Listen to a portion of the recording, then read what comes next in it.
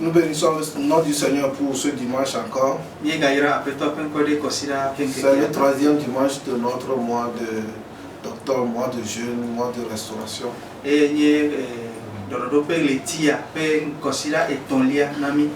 Nous allons prier. Seigneur Tout-Puissant, nous voulons te bénir pour ce jour. Nous voulons te célébrer pour tout ce que tu fais.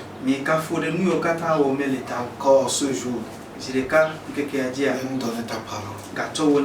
Reçois la gloire. Parce qu'elle est sortie avec puissance pour apporter la délivrance, pour apporter la guérison, pour amener la restauration. Béni sois-tu. Au nom de Jésus. Amen. Bien-aimés frères et sœurs en Christ, comme nous l'avions toujours annoncé, que le mois d'octobre est notre mois de restauration. Et nous avons l'habitude de jeûner, de prier. Nous sommes toujours dans le jeûne. Si toi tu n'as pas commencé, je t'invite à entrer dans le jeu avec nous. Dimanche passé, nous avons commencé par étudier sur la restauration de l'être humain. L'acteur principal de Dieu sur la terre, c'est l'être humain. Et ce que nous avions lu la semaine passée, dans 1 Thessaloniciens 5, le verset 23, et Ephésiens 5, le verset 25 à 27, nous avons vu que Jésus voulait présenter devant Dieu une église sans tache ni ride.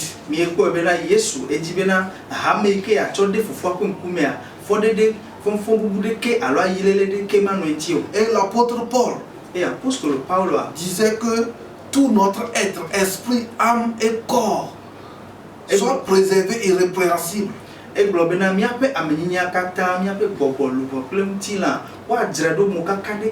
jusqu'à la venue de notre Seigneur Jésus-Christ. Et c'est ce que nous appelons la restauration de l'être humain. Et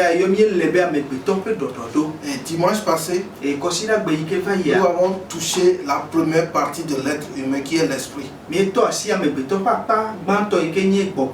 matin, si le Seigneur nous accorde la grâce, nous allons toucher l'âme. Le moteur principal de l'être humain, c'est l'âme. Parce que dans Genèse 2, le verset 7, quand Dieu a pris la poussière pour fabriquer l'homme, il souffla dans l'homme son esprit, et l'homme est devenu une âme vivante. Genèse 2, verset 7. Verset 7. L'Éternel Dieu forma l'homme de la poussière de la terre. Il souffla dans ses narines un souffle de vie, et l'homme devint un être vivant. Amen. Le souffle de vie qui entre en une âme vivante. Donc, la vraie personnalité d'une personne, c'est son âme. Et l'âme, qui est la deuxième partie de l'être, il y a ce que nous appelons le domaine du conscient. Et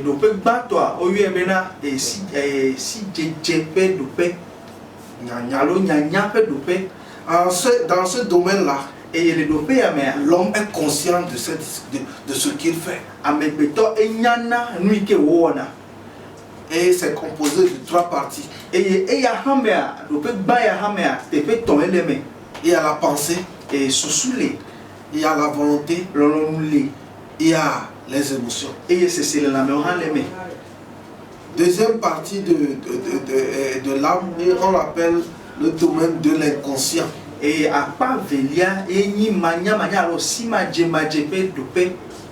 vais expliquer ça dans un bref délai.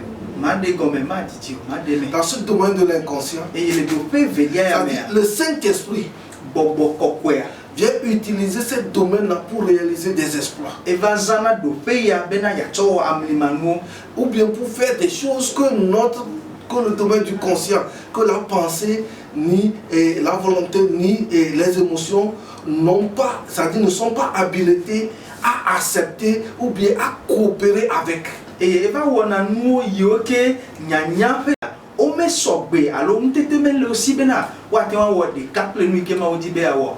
donc tous ces domaines de l'âme doivent être restaurés. Ce n'est pas la restauration n'est pas un travail collectif ou bien global qui se fait immédiatement, spontanément. Et c'est un travail de traitement. C'est pourquoi c'est étape par étape.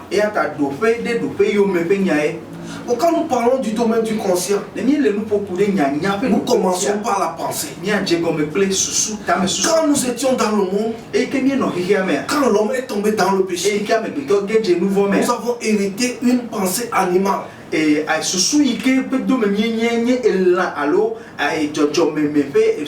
C'est-à-dire l'homme naturel, ce qu'on nous appelle le Véati, mais on parle de l'homme animal.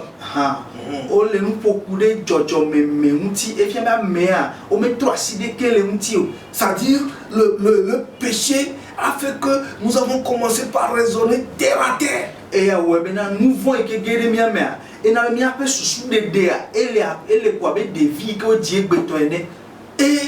nous ne collaborons pas avec l'Esprit de Dieu. Mais cette pensée animale,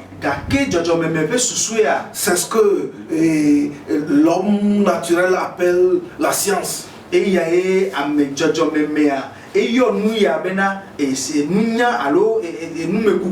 ce qui se passe dans la philosophie. Et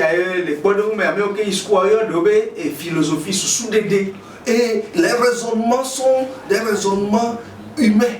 Des raisonnements qui sortent de l'expérience. Mais dans ça aussi, comme celui qui nous a conduits dans le péché là, lui aussi nous trompe dans des choses. Quand la science dit que le monde a été créé des milliers d'années,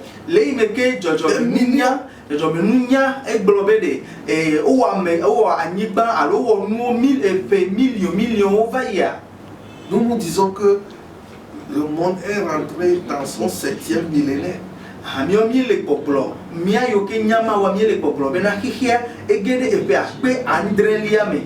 C'est pourquoi quand les gens font des fouilles, ils ont dit que ça là, ça date de 500 millions d'années, ceci, ça c'est la tromperie humaine.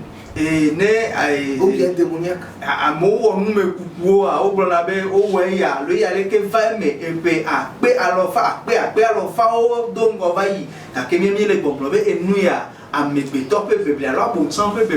C'est ce que la science dit. C'est toujours dans la pensée. On dit que l'homme a évolué.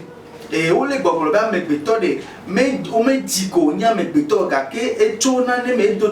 n'est pas sorti comme un homme. On ne parle pas de création, on dit l'homme a évolué. C'est-à-dire l'homme a commencé par l'escargot, par ceci, pour se transformer, par arriver au chimpanzé et devenir un être humain après des milliers, après des centaines de milliers d'années. Et non,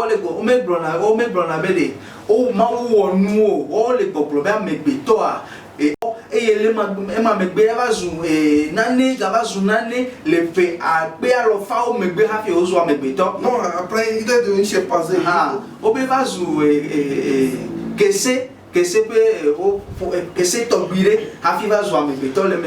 Mais ma question c'est que jusqu'à présent, ces chimpanzés là ne sont plus devenus des êtres humains jusqu'à présent.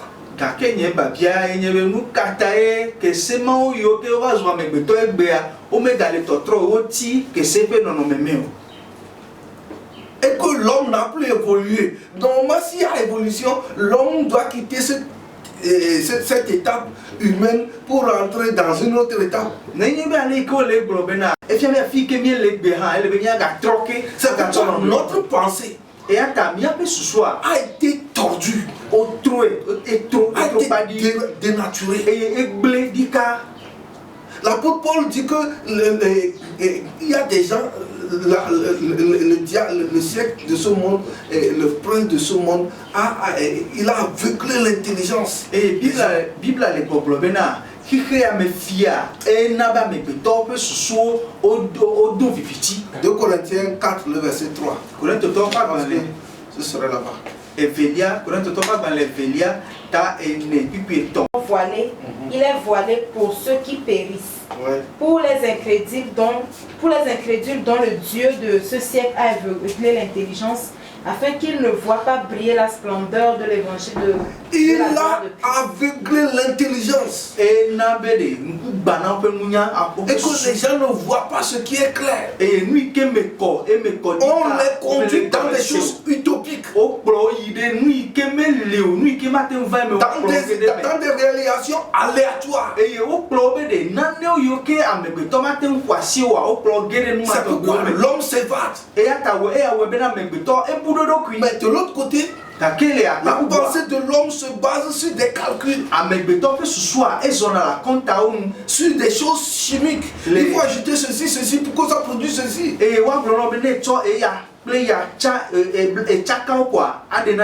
Oui, c'est vrai. Mais tout ce que nous voyons, et la mathématique, la physique, et la chimie, tout ce que nous disons, ceci doit produire ceci. Chez Dieu, il y a plus que ça. C'est pourquoi quand nous venons à Christ, le Seigneur nous demande à avoir sa pensée. C'est pourquoi dans Romains 12, le verset 2, il dit: ne vous conformez pas au siècle présent, mais soyez transformés par le renouvellement de votre intelligence. Romains 12, le verset 2. Ne vous conformez pas au siècle à la volonté de Dieu, ce qui est bon, agréable et parfait. Ce qui est bon, agréable et parfait. Il y a des choses qui se font dans le monde, mais qui ne sont pas en adéquation avec la vision de Dieu. Notre intelligence. On doit formater notre intelligence pour que dans ce processus de temps, nous avons la pensée de Christ. C'est quand nous avons la pensée de Christ que notre pensée est restaurée à l'image de Christ.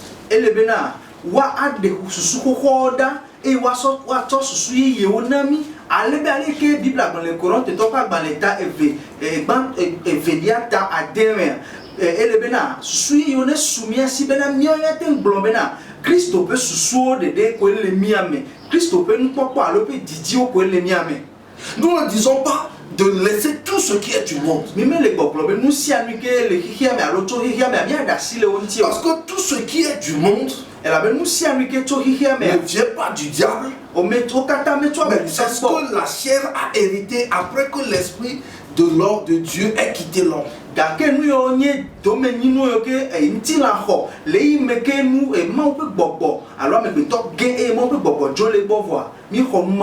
pourquoi 1 plus 1 égale à 2. Mais en tant que chrétien, notre restauration doit nous amener loin. Que 1 plus 1 peut être encore égal à 1.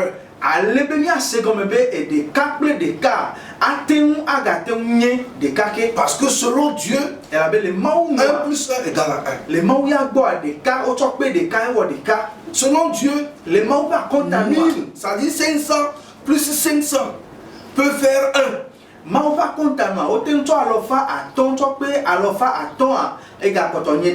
Parce que chez Dieu, 1000 ans sont comme un jour. Et un jour peut être comme 1000 ans. Donc en tant qu'homme spirituel, notre pensée doit être restaurée. Et Dieu veut créer des choses, Dieu veut innover des choses, Dieu veut réaliser des exploits, mais il ne peut pas le faire avec cette pensée animale. De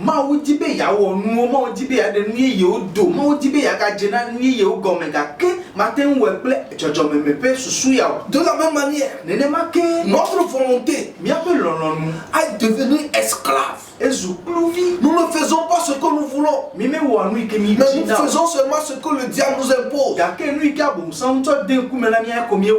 Mais Jésus-Christ lui-même, il est venu faire la volonté de Dieu. Même dans Matthieu 26, le verset 39, devant la croix, il dit Père, non pas ma volonté, mais que ta volonté se fasse. Matthieu 26, le verset 39. Puis ayant fait quelques pas en avant, il se jeta sur sa face et pria ainsi. Mon Père, s'il est possible que cette coupe s'éloigne de moi. Toutefois, non pas ce que je veux, mais ce que tu veux. Amen. Mais ce que toi tu veux. Pourquoi? À partir du verset 5 à 7. Il dit tu n'as agréé ni sacrifice ni offrande. Mais je suis venu pour faire ta volonté. Oui. Hébreux 10, verset 5 à 6. C'est pourquoi Christ, tu m'as formé un corps. Tu n'as agréé ni holocauste ni sacrifice pour le péché. Verset 7. Alors j'ai dit, voici je viens. Dans le rouleau du livre, il est question de moi pour faire, oh Dieu, ta volonté. Si Jésus-Christ ont été rachetés par Jésus-Christ, nous devons aussi faire la volonté de Dieu. Et c'est ce que Adam et Ève n'ont pas pu faire dans le jardin. Le Seigneur a dit, ne mangez pas le fruit de l'arbre de la connaissance du bien et du mal. Mais quand le diable s'est incarné dans le serpent, et il est venu, il a menti, et l'homme a mangé. Si l'homme avait suivi la volonté de Dieu, il n'allait pas tomber. C'est pourquoi nous devons restaurer notre volonté, et que l'orgueil, le moi disparaissent. Dans notre restauration, dans la restauration de notre volonté, l'humilité doit être c'est-à-dire un art pour nous. Je touche ce point parce que nous n'avons pas assez de temps pour entrer au fond. Mais la nos émotions ou bien nos sentiments doivent aussi être dans la dynamique, marcher de pair avec la vision du Seigneur. C'est pourquoi Philippiens 2, le verset 5, il dit ayez en vous les sentiments qui sont en Jésus-Christ. Nous devons restaurer nos sentiments afin que nous puissions seulement suivre les sentiments qui sont en Jésus-Christ. Et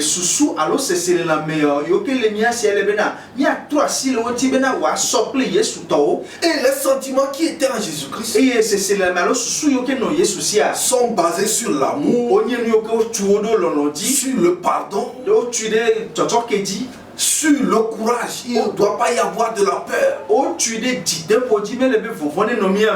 Nous ne devons pas encore nous laisser être, nous ne devons pas être animés de l'esprit de vengeance. Nous ne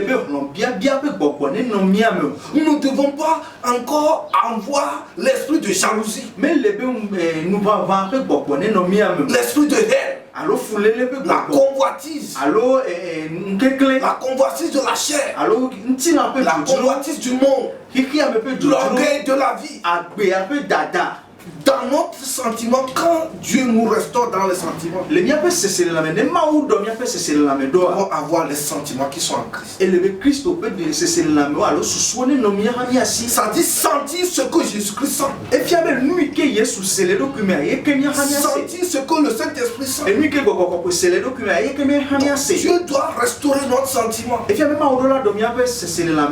quand notre sentiment est restauré, c'est alors que nous pouvons maintenant accompagner la volonté et la pensée à faire les choses louables pour le Seigneur.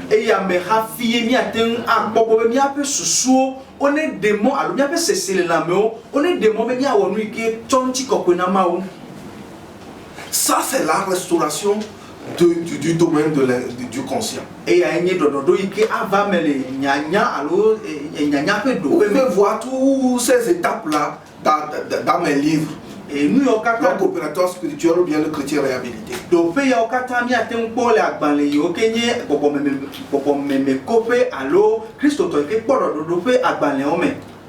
Mais dans la restauration de du domaine de l'inconscient,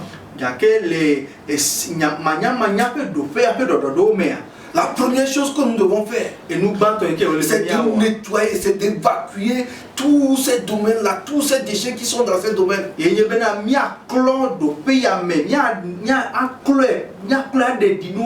sont des domaines qui sont habitués aux mauvaises choses. C'est pourquoi nous répétons les choses de façon inconsciente. Nous sommes habitués à certains comportements tels que nous le faisons seulement, ça dit, c'est parce que notre personne a été accoutumée à faire de mauvaises choses.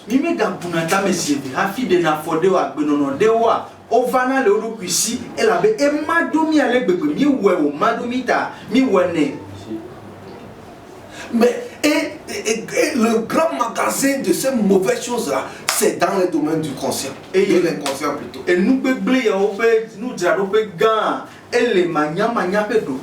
C'est ce que Jérémie 23, verset 13.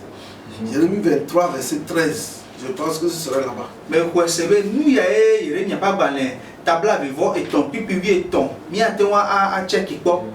Jérémie 23, le verset 13. Quand les prophètes de Samarie... Non, 13, 23. Il dit, Jérémie 13, le verset 23. Un Éthiopien peut-il changer sa peau? Il dit, un Éthiopien peut-il changer sa peau? Ça dit, et un léopard ses taches.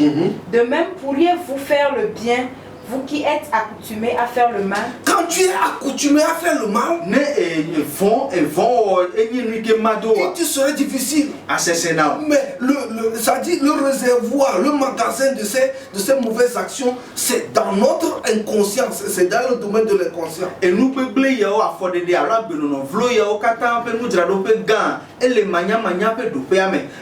avons l'inconscient profond, l'inconscient simple, et le subconscient.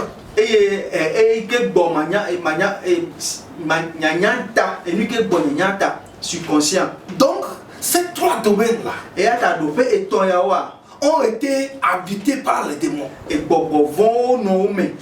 le diable utilisait ces domaines pour réaliser des choses surnaturelles. C'est ce qui fait que dans 1 roi 18, les serviteurs de Baal, nous avons vu comment les disciples de Baal, les adeptes de Baal, qui se meurtrissaient, on a habité où on dit, ils se meurtrissaient. Et ils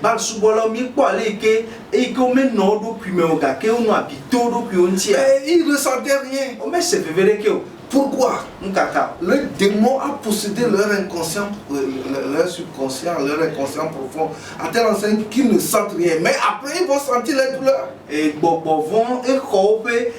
manya de tople do paiement et qu'on a mais c'est l'année qu'on a qu'il aime bien au c'est VVA.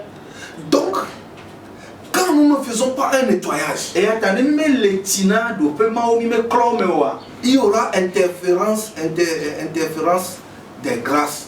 Et que ma fille a amené vewa chaka ale. Ça dit le Saint-Esprit peut utiliser ce domaine. Ah, mais nous vewa chaka ale be boko ya tenza do paiement. Et les démons aussi peuvent l'utiliser. Et bobo vont hanter wa zen. C'est pourquoi nous parlons de la restauration. Et atamie les nous procurer et et quand ces domaines sont restaurés, et nous do paiement doit. Nous allons lire quelque chose dans Juge 14. Le verset 5 et 6. La manière dont Samson, le Saint-Esprit a utilisé ce domaine de l'inconscient pour qu'il puisse réaliser cet exploit.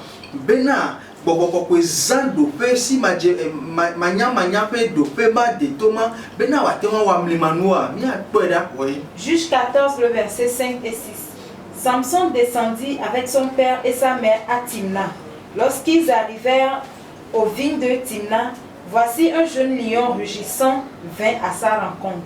L'Esprit de l'Éternel saisit Samson et sans avoir rien à la main, Samson déchira le lion comme on déchire un chevreau. Il ne dit point à son père et à sa mère ce qu'il avait fait. Je vais expliquer un peu comment ça se passe. Ça dit en face du lion. Si le domaine du conscient doit travailler, la pensée, la volonté, ou bien les émotions doivent travailler. La première chose, les émotions vont dire, ah moi j'ai peur. La pensée va dire, quel être humain peut faire face à ce géant lion. Le lion qui mange les gens, qui dévore les gens.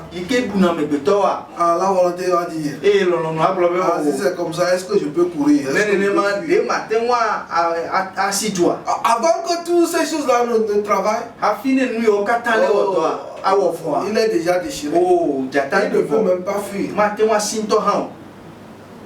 C'est pourquoi le Saint-Esprit possède le domaine de l'inconscient. Et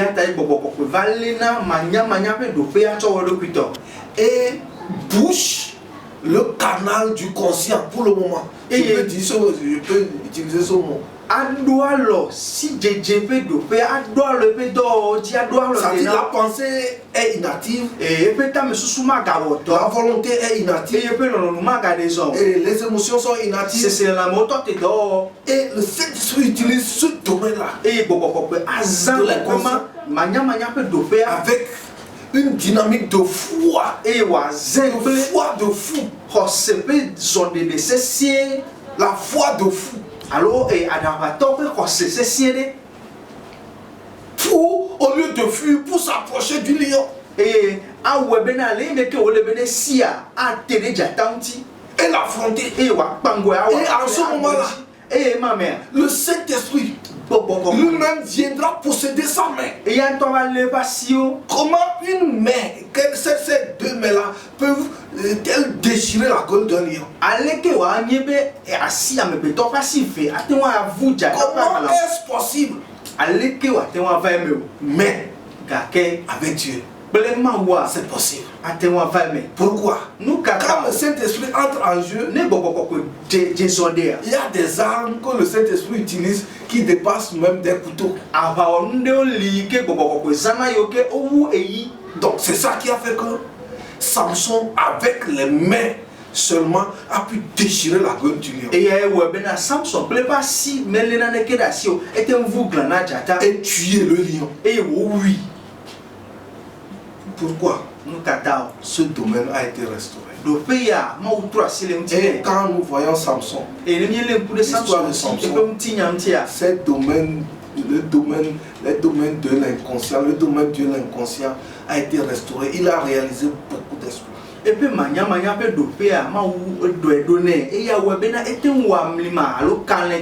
Dieu veut restaurer notre domaine de l'inconscient. C'est trois domaines. Et c'est un travail que nous devons faire. Nous devons comprendre ça. À tel enseigne que Les nuits que nous ne fuyons pas, quand nous voyons les animaux nous poursuivre, quand ton domaine de l'inconscient est bien restauré, c'est toi qui dois les poursuivre, c'est toi qui dois les mettre en fuite, c'est pas toi qui dois fuir. Et il y a un pas dans les deux pays, mais examen à Magaté, ou à Sina, la Watao, que bon et bon, ya pour du blow, ou à Silenmo. Et même au jour, si tu fais face à ces réalités-là, le Saint-Esprit va encore utiliser ces domaines pour réaliser les œuvres.